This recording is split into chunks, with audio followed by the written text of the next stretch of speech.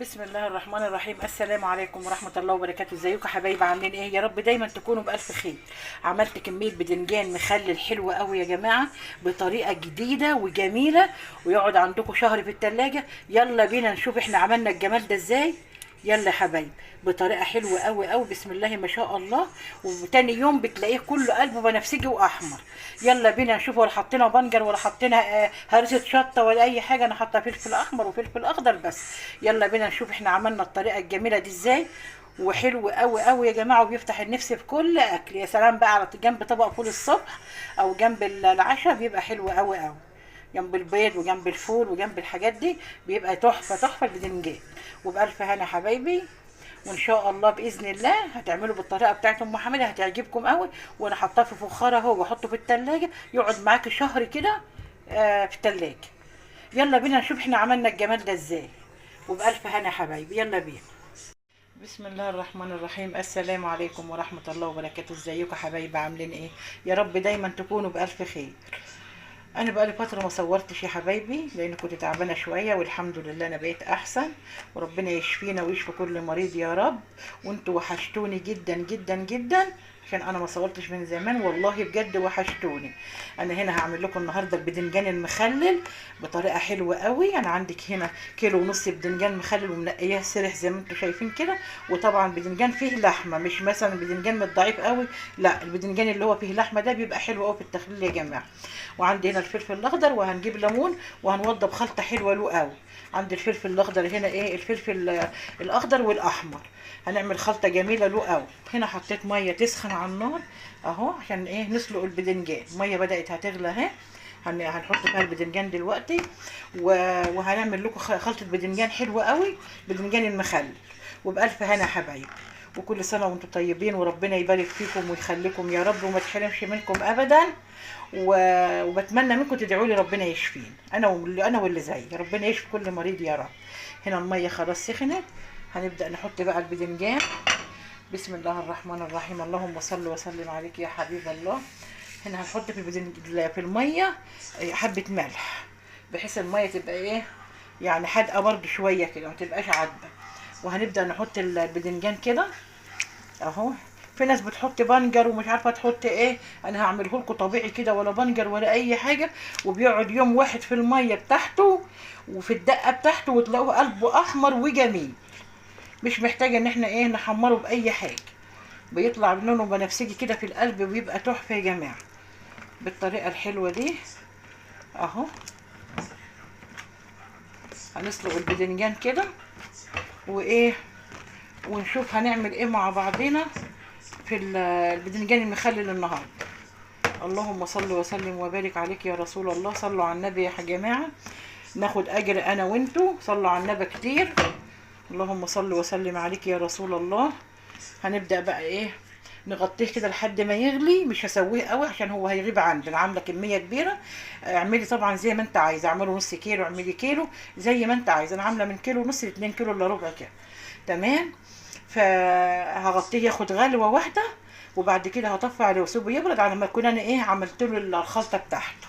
ويلا بينا نبدا على بركه الله، ونصلي على الرسول صلى الله عليه وسلم، ونشوف هنعمل ايه. هنغطيه كده، نسيبه يستوي بالطريقه ديت، ونشوف هنعمل الخلطه ازاي.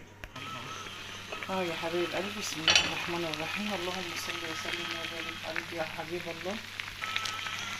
كده هنقلبه اهو. بسم الله الرحمن الرحيم. اللهم صل على سيدنا محمد وبارك لنا فيه. هنغليه كمان غلوه. احنا مش عايزينه مستوي قوي، عشان لما يغيب عندنا في التلاجة ما ينهريش. هنغليه غلوه كمان بس، ونطفي عليه ونسيبه في الميه شويه لغايه ما يبرد. وبعد كده نشوف هنعمل فيه ايه بالجمال والحلاوه دي. هنغطيه بس كمان غلوه واحده وخلاص، لانه يا حبايبي مش عايزينه ايه مهري بالطريقه الحلوه دي. الله اعظم والعزه لله. هنا بقى يا حبايبي هنحط ايه، هنحط معلقه كمون اهي.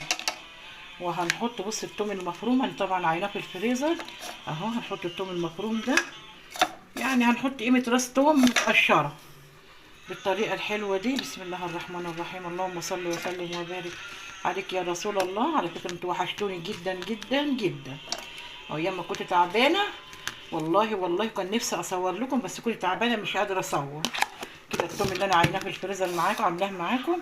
وهنا الملح، هنحط معلقتين ملح.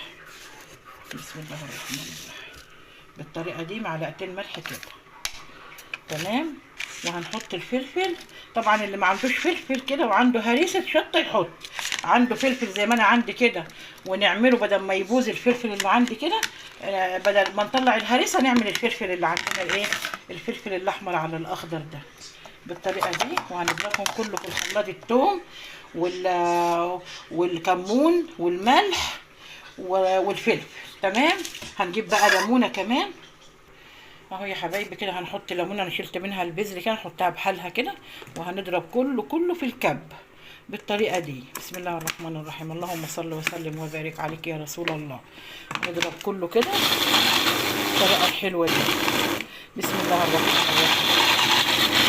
بسم الله الرحمن الرحيم. اللهم صل وسلم عليك يا حبيب الله يا محمد. الطريقه الحلوه دي اهو يا حبايب قلبي كده. انا ضربت الخلطه اهوت في الكبه، بتبقى بالشكل الجميل ده. وهنبدا بقى نسيب البدنجان يبرد ونبدا نحشي البدنجان بالخلطه الجميله دي. طعمها عسل يا جماعه، وبتخلي البدنجان احمر لوحده وبنفسجي لوحده، مش محتاج اي حاجه تحطها له في الميه. احنا خلاص كده البدنجان استوى اهو. بسم الله الرحمن الرحيم. اهو يا حبايبي كده خلاص هطفي عليه. خد الغلوتين بتوعه همت، تمام اهو. والميه دي مش هنرميها ولا نتخلص منها، ساعه ما تبرد هنحط شويه منها على البدنجان. لان الميه الغاليه دي يا جماعه ما تحطها على البدنجان ما تعملش ميكروب ولا حاجه، لانه ميه غلت فتحتاجوا فيها ملح. فانت تحط منها كوبايتين على البدنجان بعد ما تحشيه، وتحط في التلاجة بعد ما يبرد تحط في التلاجة. حاجه جميله جدا جدا جدا. والله وحشتوني جدا جدا يا حبايب قلبي. وانا بشكر الناس اللي عندي كلهم على التعليقات الجميله اللي هم بيعلقوها لي. ربنا يبارك فيهم كلهم يا رب. وكلكم وحشتوني بجد. كده هنطفي بقى على البدنجان اهو. بسم الله الرحمن الرحيم. ونسيبه بس 5 دقايق يبرد، وبعدين نشوف هنعمل فيه ايه. يا حبايبي كده عدى 5 دقايق. هنطلع بقى ايه البدنجان من الميه بتاعته كده يا جماعه. ما شاء الله ما شاء الله على سواه. نطلع كده عشان يبرد، ونبدا بقى ايه نحشيه بالطريقه الحلوه دي. بسم الله الرحمن الرحيم. اللهم صل وسلم وبارك عليك يا رسول الله. الطريقه الحلوه دي كده. بسم الله الرحمن الرحيم. يا حبايبي كده نجيب دي احسن تطلع بسرعه معانا. بسم الله الرحمن الرحيم. اللهم صل وسلم وبارك عليك يا رسول الله. اهو. وكده بقى هنسيبه لما يبرد حبه وعشان نعرف نحشيه. والميه دي هناخد منها نحطها على البدنجان، هنشوف هنعمل فيه دلوقتي. اهو يا حبايبي انا كده البدنجان برد. بصوا كده ما شاء الله قلبه من جوه ابيض زي الشهد ازاي. فتحه كله بالطريقه ديت. وهنبدا بقى ايه الحشوه جنب اهي بالطريقه الحلوه دي. الحشوه دي خطيره يا جماعه، وبتخلي البدنجان احمر لوحده وجميل جدا جدا جدا. هنحشي بالطريقه دي كده كل البدنجان، هنحشيه بالطريقه دي